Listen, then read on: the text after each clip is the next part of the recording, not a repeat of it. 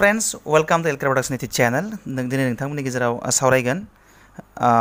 figure नि triangle साननाय ट्रायंगलखौ बोरैहाय सानो बेनि सोमोन्दै नोंथांमोननि सिगाङाव दिनै गुवारै सावरायगोन आरो फिगार साननाया मानसिफोरनि थाखाय बा गोबां स्टुडेन्टफोरनि थाखाय खोब मोनसे कमप्लिकेटेड प्रब्लेम बियो दिनै नोंथांमोननि सेराव आङो बे फिगारफोरखौ बोरैहाय गोरलै साननो हायो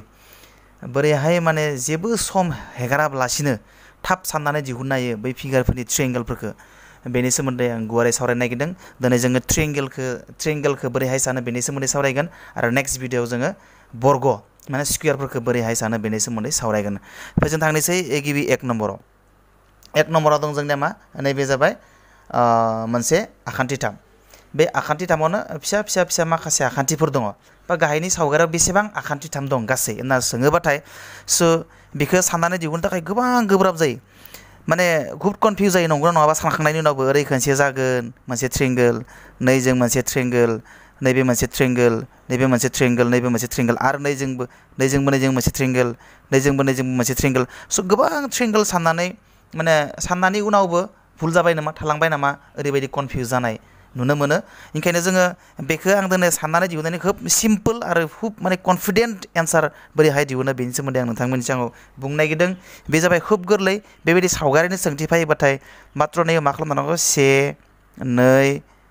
3 आरो 4 होना लानांगौ जास्ट 1 2 3 4 होनानै लाबाय 1 2 3 4 होना लानायनि उनाव बेखौ जास्ट 2 मोनब्रै अनजिमाखौ दाजाबजोबबानो जाबाय 1 दाजाब 2 दाजाब 3 दाजाब 4 बेसे जायो बेनि 7 7 3 10 गासै 10 होमबानो गासै मोन 10ता ट्रायंगल दं बेयो सिम्पल दाना जों थांनोसै नेक्स्ट दाना जों 2 नम्बराव थांनोसै दाना एसे जुदा गेजेराव मोनसे आस दंदेरो दहायनि बायदिनोमोन नैबायदिनो नाथाय गेजेराव मोनसे आस दंदेरो बेबो सिम्पल दिहुननो थाखाय जोङो जिहेतु मोननै गेजेराव आस दं नैबे मोनसे दहायनिया खामना दिहुननाया ओमफ्राय दाना दहायनिख्रुइ नैबे मोनसे आसआ बांद्राय दं दाना बेबो सिम्पल जास्ट नै 1 2 3 4 होनानै लाबाय आरो नै सिगाङावबो नैयावबो 1 2 3 4 होनानै लाबाय नैखौबो जों दिहुननोसै दाना बेखौ दिहुननो थाखाय मा 1 दाजाब 2 निखौ दाजाबजोब्बाय गासैबो दाजाब 3 दाजाब 4 बेसे जाखो नुनाय नंलिया ना जायखिजाया नैखौ गासैखौ दाजाबजोब्बाय नै गासैखौ दाजाबजोब्बाय बेसेबां जायो दाजाबजोब्बाथाय 10 जायो दाना ओमफ्राय नैखौबो नैखिनि अनजिमाखौ दाजाबजोब्बाय इखौ दाजाबबाबो बेखिनि एखेयानो जागोन नङा होमबा 4 3 2 1 दाजाबा 10आनो जायो होमबा नैबेबो 10 नै सिङावबो 10 10 बेसेबां जाखो होमबा 20 होमबा थारमाने नैयाव गासै 20ता ट्रायंगल दं very interesting नंगौ नङा फ्रेन्ड्स देयर स्टुडेन्ट्स और साबस्क्राइबार भेरि इजि आरो बेबायदिनो साननांगौ जाहाथे बेखौ ओरै सानबाय थाया नैबे मोनसे ट्रायंगल नैबे मोनसे ट्रायंगल ओरै सानबाय थाया बिदि सानोबा नोङो गोबां ओंखारगोन खनसेबा खम ओंखारगोन खनसेबा बारा ओंखारगोन नों मा मोनसे नों कनफिडेन्सखौ लानो हानाय नङा नैबायदि खालामनो दाबाव जुदि बेबायदि ट्रायंगल साननाय फैयोबाथाय बेबायदि सावगारिनि नैबायदि फर्मुलाखौ खालामनो दाबाव दाना थांलायनोसै नेक्स्टआबो इजि दहायनि सावगारि बायदिनो नैबायदिनो किन्तु मा बेयाव दहायनि सेकेन्ड सावगारिया 2 नाम्बार सावगारिया नैयाव दोंसेल' आस दङमोन दाना नाथाय दोंनै आस दं बेबो सिम्पल बेखौ जास्ट नै मोनसेखौ सानग्रोनो जोङो बेयाव मा दं बेखौ जों 1 होना लाबाय नैबे 1 2 3 4 होना लाबाय नैखौ जोङो 1 नाम्बार होबाय नैयावबो 1 होना लाबाय 1 2 3 4 बेखौ जोङो 2 होना लाबाय ओमफ्राय नैयावबो 1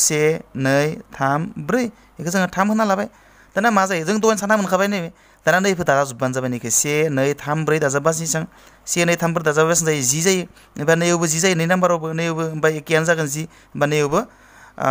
3 नाम्बाराव मा जागोन 3 नाम्बारावबो 10आनो जागोन होमबा मोनथामखौ दाजाबबा बेसेबां जायो 30 होमबा नैयाव गासै मोन 30ता ट्रायंगल दं भेरि इजि बेबो भेरि इन्टारेस्टिं जोंना थांनोसै जों 4 नाम्बाराबो इजि जों 4 नाम्बाराव मोनसे नोंथांमोना सावगारि देखायना दाना बर्गनि नैबे जाबाय आखान्थिथामफोरनिमोन दाना मोनसे बर्गनि गेजेराव बेसेबां आखान्थिथाम दं बेनि सोमोन्दै दाना 4 नम्बरा जाबाय नैबे मोनसे बर्ग बे बर्गनि सिङाव बेसेबां आखान्थिथाम दं बेखौ साननानै दिहुननो हायो नाथाय बेखौ साननानै दिहुननाया खुब कनफिउजिं आरो ओरैबायदि कनफिडेन्ट लानो हाया नोंथांनि साननाया जादोंना जायाखै मानोना खननै खनथाम सानोबाथाय बेलेग ओंखारबाय थायो खनसे सानबाथाय बेलेग आरो खनसे सानबाथाय बेलेग खुब कनफिउजिं माने नैबायदि खनसे साननांगोन बेखौ नैबायदि खनसे आरो नैबो मोनसे दं नै आरो नैथिबो ओरै मोनसे थागोन ओरै बिभिन्न आरो ओरै मोनसे दं ओरै मोनसे दं बियो साननानै दिहुननो थाखाय खोब गोब्राब बेनिखायनो आं नोंथांमोननो मोनसे गोरलै मोनसे सलुसन होनो नागिरदों नोंथांमोना हयथ' मिथिनानै खोब इन्टारेस्टिं नांगोन खोब माने इन्टारेस्ट जागोन मिथिनानै आरो खोब गोरलै जागोन नोंथांमोननि थाखाय स' नोंथांमोना बेखौ गोसोआव लाखि जास्ट नोंथांमोना नै से नैल' हो 1 2 3 4 5 6 7 8 दाना बेसेबां हर गासै 8 ओंखारबाय स' 8 ओंखारबाथाय मा खालाम जास्ट 8 सानजाब 2 दो सानजाबना होबानो जाबाय 8 सानजाब 2 16 होमबा गासै नैयाव गासै मोन 16ता ट्रायंगल दं साना दिहुनबानो जाबाय नै गोबां ट्रायंगल दं फोरमान नायनो हायो जों नंगौ नङा ओरै सान खनसे ओरै सान खनसे ओरै सान गोबां बार साननांगोन बेखौ जेखिजाया नैबायदि फर्मुलाखौ बाहायबा ट्रिकखौ बाहायबाथाय बेबायदि ट्रिकखौ बाहायबाथाय नोंथाङा बे बर्गनि सिङाव बेसेबां आखान्थिथाम दं बेखौ 2-3 सेकेन्डआवनो नोंथाङा बेनि एन्सारखौ दिहुननो हागोन स' बे 16 दा थांनोसै बेलेग मोनसे 5 नाम्बाराव दाना जों 5 नाम्बारखौ नायनोसै 5 नाम्बाराबो इजि दहायनि बायदिनो नैबायदि बर्गनि सिङाव जुदि आखान्थिथाम साननो होयोबा बेनो 1 2 3 4 5 6ता दं होमबा 6 दो सानजाबना होबानो जाबाय नै 6 सानजाब 2 12 होमबा एनि सिङाव नै बर्गनि सिङाव गासै मोन 12ता आखान्थिथाम दं स' भेरि सिम्पल दा थांसै नेक्स्टआव नाथाय नेक्स्टआ एसे दाना नैबे जाबाय 6 नाम्बार 6 नाम्बारा एसे कमप्लिकेटेड बायदि नाथाय बियो कमप्लिकेटेड नङा जोङो नायनोसै दानिया बे दहायनि बायदिनो नैबे मोनसे बर्ग नङा होमबा स' जों दहाय बर्गनो सानदोंमोन 5 नाम्बाराव मा खालामदोंमोन जोङो नै बर्गनि सिङाव जोङो 1 2 मोननै बर्ग दं बेयाव 3 4 5 6 7 8 मोननै बर्ग दं मोनसे बर्गखौ लाबाय जों मोनसे बर्गखौ सानग्रोन जों दा होमबा मोनसे बर्ग दहायनि नेमखान्थि बायदिबा मा जायोमोन जोङो जेसेबां साननानै मोनखो जोङो 8 मोनबाय नङा होमबा मोन 8ता ब्लक होमबा जोङो नैयाव 8 सानजाब 2 8 सानजाब 2 बेसेबां जाखो 8 सानजाब 2 16 दाना आरोबाव मोनसे ब्लक दं नैबे मोनसे माबा दं स्क्वायर दंबावो बे स्क्वायरावबो जोङो 1 2 3 4 बेनिफ्राय नैयाव 5 6 7 8 बेयावबो 8 होनबा बेयावबो 8 जागोन होनबा 8 सानजाब 2 सरि नैबे 10 फ्लांदो दै बे 16 होमबा बेयो माबा सिङावबो 16 दाना मोननैखौबो दाजाब 16 सानजाब 16 सानजाब 2 एबा 16 मोननै दाजाबबाथाय 32 होमबा बेयाव गासै 32ता ट्रायंगल एबा आखान्थिथाम दं स' भेरि इजि आरो बेबायदि ओरै मोनसे जाबावोबाबो एख' नङा बेबो सिम्पल हमना ला ओरै जाबावोबा बारायबावोबा हमना ला आरो जुदि ओरै थाबावोब्लाबो बियो सिम्पल खुब सिम्पल बियो ओरै थाबावोबाबो बियो एखे जागोन बियो एखेयानो जागोन 1 2 3 4 5 6 7 8 होनना लाबाय बेयो आरो नैयाव 8 सानजाब 2 सानजाब लायबाय 16 जालायबाय आरो थिं होमबानो 64 जालायबाय स' भेरि सिम्पल स' बेबायदि खालामनांगोन बेखौ दाना थांसै नेक्स्टआव दाना 3 नाम्बारखौ नायलायनोसै 3 नाम्बाराबो इजि जों दहायनि बायदिनो 1 2 नैयाव 3 4 5 6 7 8 8 बा बेसेबां जागोन होमबा 8 बा जों मिथिखाबाय 8 सानजाब 2 16 दाना नैबे आखान्थि साननाया मारैमोन आखान्थि साननाया नैबे सिम्पलमोन नैबे 1 2 होना लाबाय जोङो 1 2 होना लायोबा मा जायो ओइ दहाय 1 नाम्बाराव मोन्दोंमोन जों 1 नाम्बारनि एखे बियो बेखौ दाजाबजोबनांगोन बेखौ दाजाबबाथाय मा जायो 1 दाजाब 2 3 जाबाय नैबे 3 सोर आं लिरनायखौ नुवाखै न' नैबे 3 जाबाय होमबा नैबे दाजाबबाथाय 3 जायो जों इसा दाजाबोमोन 1 नाम्बाराव खालामनाया जोङो 1 दाजाब 2 समान 3 जाबाय होमबा 3खौ जोङो नै दाजाबबाय 3खौ दाजाबबाय बेसेबां जाखो 16 दो 3 दो दाजाबबा 19 16 3 दो दाजाबबा 19 बेनिफ्राय दानिया खिन्थु एन्सारा मा 19 नङा खिन्थु इयाव मोनसे सानदेरबावो बेयाव नैखिनाखौ साननाय जाबायना जोङो नैखौसो साननाय जाबाय आरो नैखौसो साननाय जाबाय मोननैखौ साननाय जाबाय खिन्थु नै मोननैजों कमन किसुमान नैया मोननै आखान्थि 3 दंबावनाया कमन बिजों जानाय 1 जों 1 आरो 2 जों 2 होमबा आरो मोननै बारायबावगोन होमबा 2 दाजाना होबानो जाबाय नैयाव 2 दाजाना होबाथाय बेसेबां जाखो 21 स' बियो 21 सेकेन्ड नुवाखैना नैबे 21 होमबा बेयाव बेसेबां आखान्थि दं दाना 21 स' भेरि इन्टारेस्टिं स' दाना थांसै जों नेक्स्टआव दाना फ्रेन्ड्स 8 नम्बरखौ नाय 8 नम्बराबो खोब इन्टारेस्टिं जों बेखौ नायनोसै नोंथांमोना बुजि मोन्दों ना मोनाखै बुजि मोन्दोंबा लाइक खालामनो दाबाव आरो शेयार कमेन्ट खालामनो दाबाव आरो बुजि मोनाखैबा सोंहरबो जागोन स' जों नायदो 8 नम्बरखौ 8 नम्बराबो भेरि इन्टारेस्टिं 8 नम्बराबो नैबे मोनसे बर्ग नङा होमबा स्क्वायर नङा होमबा जोङो बे स्क्वायरनिखौ सानग्रोना लानि बे स्क्वायराव 1 2 3 4 बेबायदि फर्मुलाया मा खालामबा 4 दो सानजाबनांगौ लास्ट मोनसेदो देरसिन बेसेबां ब्लक दं बेयाव बेसेबां नखर दं 4ता ब्लक 4ता स्क्वायर 4ता ट्रायंगल दं नुखानाय ओंखायनो जों मा खालामनांगोन 4 सानजाब 2 8 4 सानजाब 2 8 होमबा नैखौबो सानलायनो दाना 1 2 3 4 होमबा इबो बेसेबां जागोन 4 सानजाब 2 8 दाना 8 8 10 जाबाय खिन्थु बियो दा एन्सारा बियो 8 दो 8 दाजाब 8 16 जायाखै बिखिनियावनो जोबा आरो मोनसे खालामनो लागा थाबावो बियो नै मोननै गेजेराव आस दंबावोना बे मोननै बिन्दु गैया होमबा बे मोननै बिन्दोनि गेजेराव जिंनिखौ साना खिन्थु नै गेजेराव जेसेबां बिन्दो थायो बे बिन्दोखौ नै 16 लोगोआव दाजाब देरनांगौ थारमाने नै मोननै बिन्दो दङ ना मोननै दाजाब जेनेबा 18 जाबाय होमबा बेयाव गासै मोन 18टा आखान्थि 3 दं थारमाने ओरै लानानै आरो नैबे मानो दाजाब गोनां जायो बेखौ नै मोननैदो कमन आखान्थि 3 थायोना बेनिखायनो बै मोननैखौ एक्सट्रा लानो गोनां जायो नै कमन मोननै आखान्थि 3 बेनिखायनो नैबे बर्गनि आखान्थि 3खौ दिहुनना लाग्रोबाय बे बर्ग मोननैनिखौ गासै इयाव 8 बेनिफ्राय आरो मोननै दाजाब देरनो गोनां जायो मानोना नैबे जों थख' आखान्थि बर्गनिखौ दिहुनबाय खिन्थु मोननै बर्गजोंबो गोरोबनानै जिहेतु निया आखान्थि 3 सोरजिना दोङो बेखौ एक्सट्रा दाजाब देरनो गोनां जायो ओंखायनो गेजेराव जिमान बिन्दो दं बेखौ दाजाबना होबानो जायो आरो बेबायदि मोनसे एग्जाम्पल लाबावनि जोङो दाना फ्रेन्ड्स गु नाम्बारखौ नायनि गु नाम्बारा दहायनि 8नि नाम्बारनि बायदिनो खिन्थु मोनसे बर्ग बारा बेयाव जों दाना नायनोसै खैथा बर्ग दङ इयाव नै मोनसे बर्ग नैयालासे मोनसे बर्ग नैनिफ्राय नैयालासे मोनसे बर्ग आरो नैनिफ्राय नैयालासे मोनसे बर्ग मोनथाम बर्ग दङ बर्गनि आखान्थि 3 साननोथ' जोबोर गोरलै नैया 1 2 3 4 होमबा 4 सानजाब 2 2दो सानजाबना नांगौ होमबा 4 सानजाब 2 नैयाव 8टा आखान्थि 3 दं नै बेसेबां आखान्थि 3 दं 1 2 3 4 होमबा 4 सानजाब 2 इयावबो 8टा बर्ग दं सरि 8टा आखान्थि 3 दं ओमफ्राय नैयावबो नालाय 1 2 3 4 होमबा इयावबो 8टा मा दङ आखान्थि 3 दं दाना मोनथाम दायोना बेसेबां जाखो मोनथाम दायोना गासै 24 दाना एन्सारा खिन्थु 24 नङा मानोना नै गेजेराव खैथा बिन्दो दङ मोनसे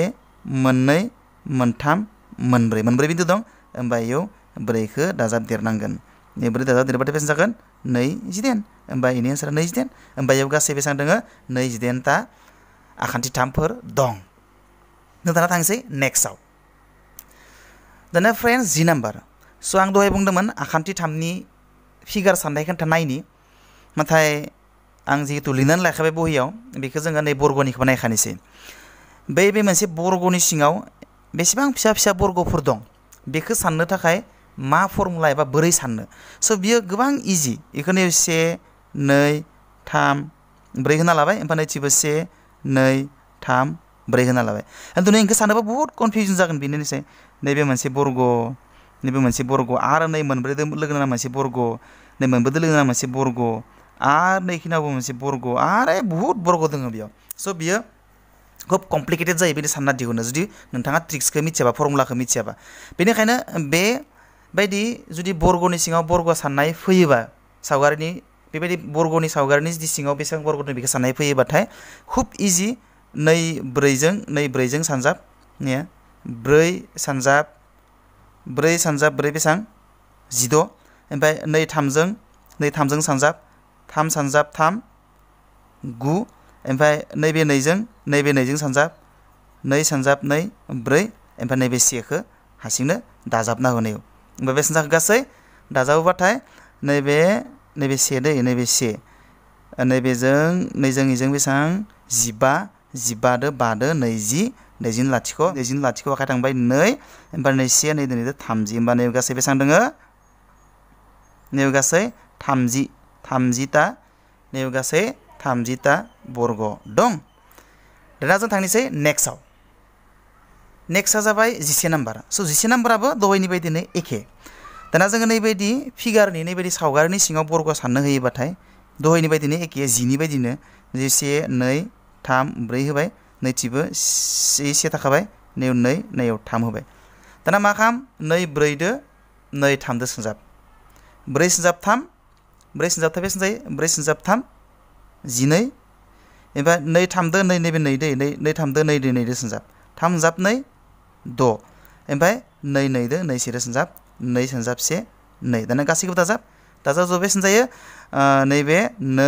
6 2 दो 10 नि लाथिख' आखाइ थांबाय 1 ओमफ्राय 1 दो 20 होमबा नैबे गासै बेसेबां बर्ग दङ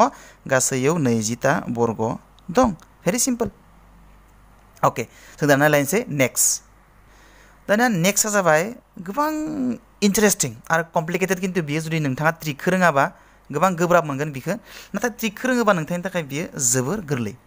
जों दाना नायनोसै माबायदि गोरलै बियो दानिया नैबे मोनसे माबा दं जुदि नैबायदि आखान्थि थामनि सिङाव नैबायदि फिगार नैबायदि सावगारिबाथाय नोंथाङा खोनसेयावनो 1 सेकेन्डआवनो बिनि एन्सारखौ दिहुननो थाखाय नैखौ सानजायो से नैबे लांदां लांदां ब्लकखौ नैथिं लांदां ब्लक थानाय खैथा ब्लक दङ बेयाव खैथा ताला दङ ताला 1 ताला 2 ताला 3 ताला 1 ताला 2 ताला 3 ताला 4 बेयो जुदि 4 दङबाथाय मिथिखा बिनि आखान्थि थामा गासै 24 जागोन बिदि फिक्स आरो बेखौ मन लाखिनो हायोबाथाय नोंहा कुनु साननो गोनां गैला आरो जुदि नैयाव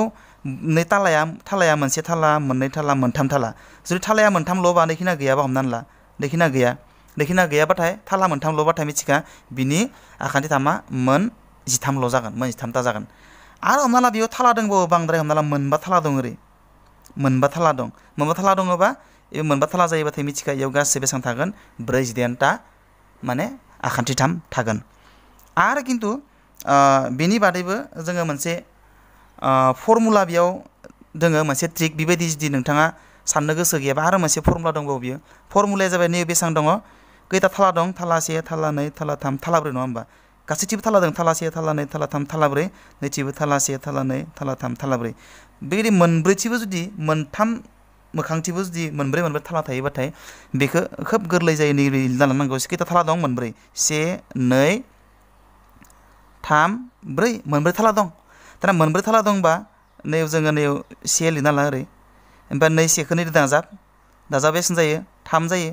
ना 2 3खौ नैदों दाजाब बेसेबां जायो 6 जायो दा 2 6खौ नै 4जों दाजाब बेसेबां जायो 10 जायो दाना नैखौ गासैखौबो दाजाबजोब